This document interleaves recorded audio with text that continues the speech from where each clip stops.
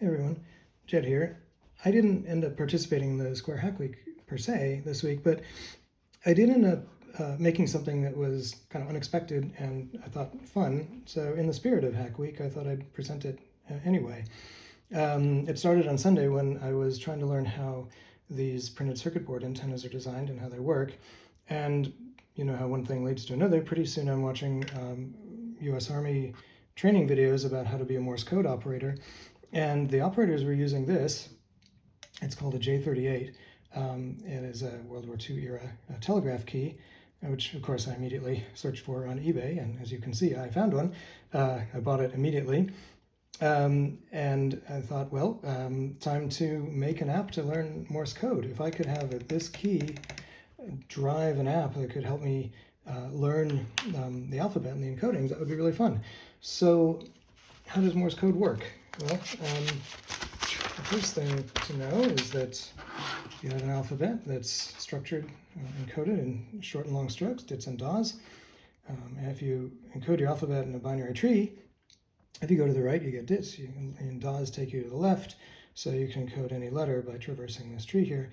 For example, letter R is dit, da, dit.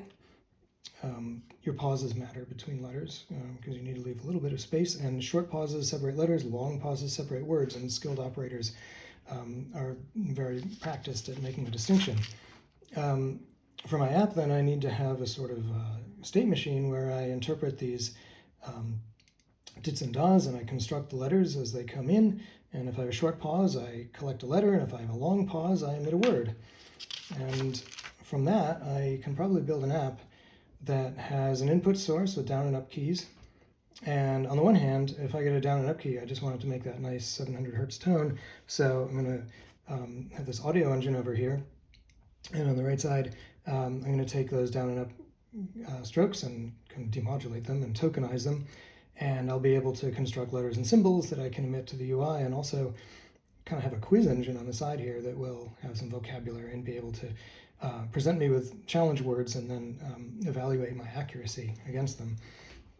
As a footnote, if you've ever done any Android audio, I recommend not doing what I did first, which was just try to play sine waves through straight up Java land.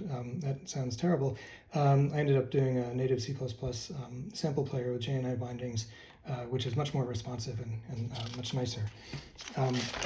So the first couple nights I had, I put together this little app here. I get a little word at the top and a button at the bottom. And if I can remember those letters, I think this is T.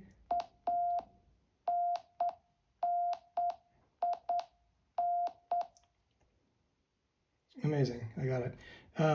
Emit, how appropriate. Okay, so then Wednesday, this device arrived. It was very exciting. So I didn't know what to do with it. So I figured, well, one thing I could do is try to make an external USB controller.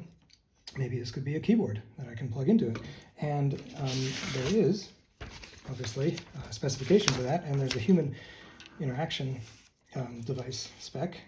It's a little bit laborious to try to figure out how to construct these keyboard descriptors. I needed to write some firmware for a microcontroller that could negotiate this USB connection with the phone. But the internet is an amazing thing, and you can get all the things that you need out there. So I found the keyboard description specification code that I needed, and then from there it was relatively straightforward to figure out how to construct packets to send to the phone. Basically, I'm going to send these series of bytes here. I'm going to skip modifier keys. I'm going to skip reserved words. I'm just going to send one key quote. I'm going to have one key that goes down and then a key release.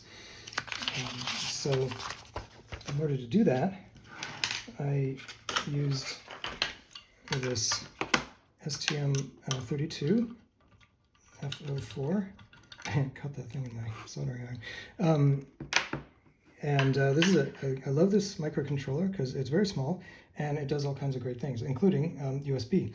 So I made this little board a few years ago, and I still never regret that I made it. I use it all the time, and here it is again. So I'm going to plug in these posts here, and these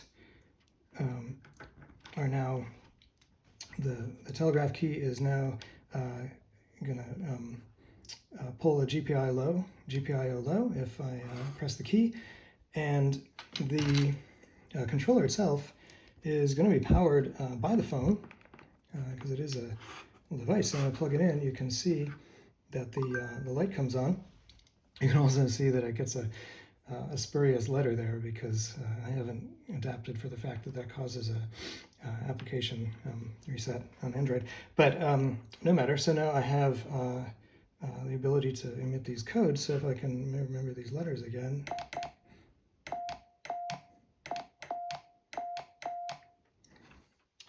Yep, pretty bad. But fortunately now I have a way to practice, and perhaps the next time we talk, I'll know Morse code. Thanks for watching.